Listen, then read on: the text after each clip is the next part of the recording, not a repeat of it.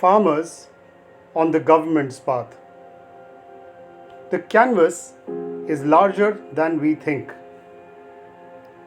This is just a follow-up article on my October 31st post on the lives of our father of our nation, Mahatma Gandhi, and a great leader, Lal Bahadur Shastri. And what better day to record something like this than today, the 31st of January.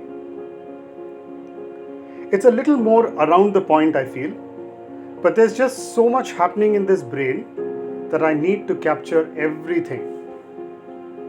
I started this note on the 26th of January and still writing it as the events unfold.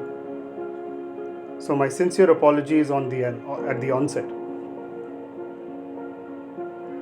At a time when the country must stand together against humanity's enemy, the pandemic, we as a country are still far from together. 72 years after our constitution was established and presented, but its true implementation and more so embrace, a big question mark. It's not just sad and unreasonable, but also grossly unacceptable. Both sides of the spectrum, read government and citizens, have one thing firmly embedded in their minds: the rights this great constitution gives us.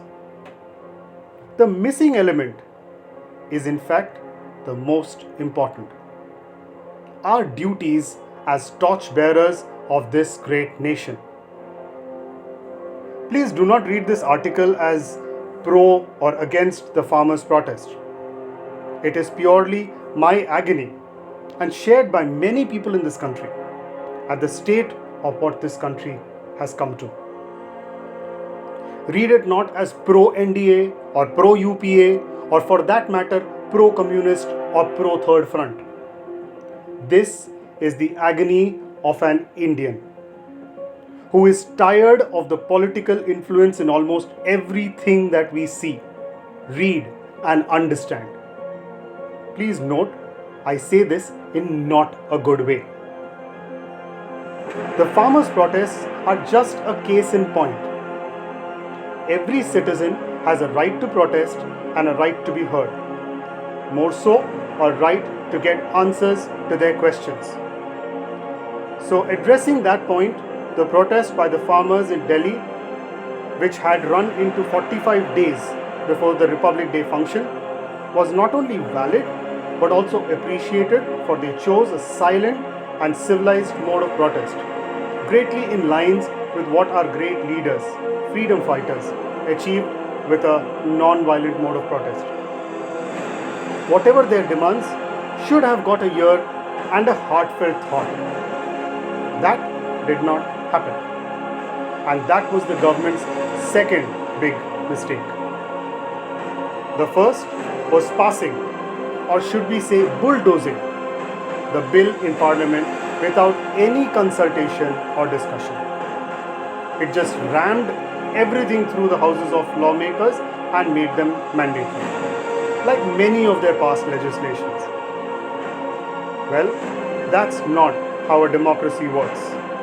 Democracy works on consensus. Seasoned politicians like our NDA government should have known this. That's where this government has got it all wrong. They think that numbers in the parliament are magic wands to dish out anything. Let it be clear. This format of governance is disrespecting the sacrifices of all our freedom fighters and dipping into anarchy. But this movement towards anarchy is not the government's failure alone. Every other political establishment that has failed to stop this rampage of power must be held responsible. To a certain extent, even the judiciary needs introspection. The opposition is reduced to nothing but a shadow that has been so easily pushed to a corner and thinks that it must oppose everything the government brings out. There is hardly any concept of going through the draft and accepting what seems to be in good order for the citizens of this country. Money and economic sustainability for the political parties and corporate houses has taken precedence over social justice and social commitment. Coming back to the farmers' protest, what unfolded at the Red Fort on the 26th of January was not just painfully humbling, but also completely uncalled for. Their protest seems to be heading into a political game of cat and mouse. Although there is no evidence for this theory, it looks like the farmers who were organizing a tractor protest initially were being led into making their protest look violent. It is evident that the farmer group is guilty of letting the bureaucracy take them for a ride and create a much required proof that they were antisocial. They were pushed into an aggressive stand and they fell for it. But the bigger canvas, as I said, is that this image gives enough mileage to both sides of the spectrum, read government and opposition, to play their game to their advantage. The government uses this to pass their agenda that makes it seem that they are the best for this country and are committed to the people of this country. There might be an ounce of truth in it, but the ounce is not what we have given them the position for. We are looking for complete dedication to the job. That obviously is not there on the part of the government. The opposition, on the other hand, uses this lack of evidence to portray that the government is not doing its job. So, this serves both sides well. The key question still remains, how did the protesters manage to reach the Red Fort? It's interesting that I had raised another question along with many others in this country a couple of years back as well. That when a Scorpio laden with 100 kgs of explosives was rammed into a CRPF bus in Pulwama.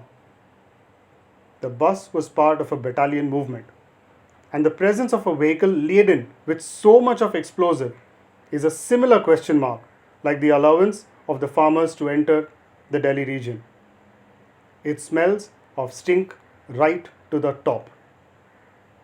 It is ironic, but the truth is that there is little or no humanity left in this institution called politics. The opposition just as guilty of wrongdoing as the government. The people, as everyone in this country knows, are the bearers of this burden.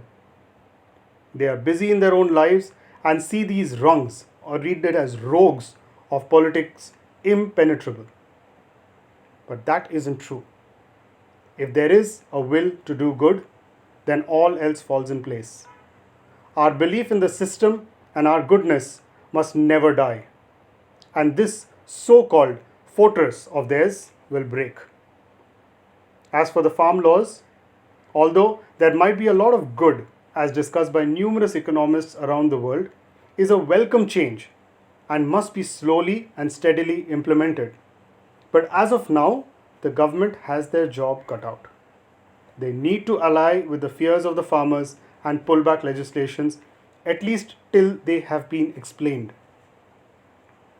And if need be, address a compensation package for the groups that might be affected by its implementation. That, I believe, is the way ahead. Let's hope that sense in the government circle prevails and something new and beautiful emerges out of this muck. I cannot stop believing, and I invite you all to do the same. Jai Hind.